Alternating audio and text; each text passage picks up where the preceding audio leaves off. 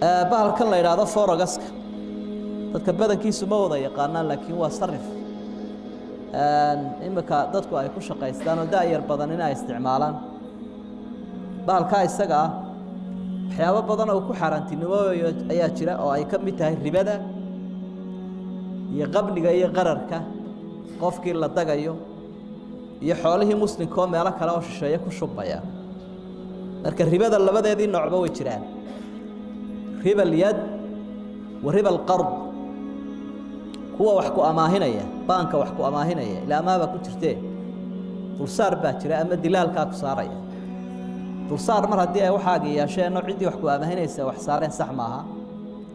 lacagta sarifka ana lama kala qaato markiiba ilbiriqsiyada lama kala qaato sida teenan electronic oo kale muddo u dhaxaysa waqtiga aad lacagti ku soo noqonayso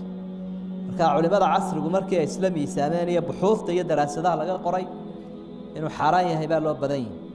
marka waad iska dayno meelo kale aad ka ceesh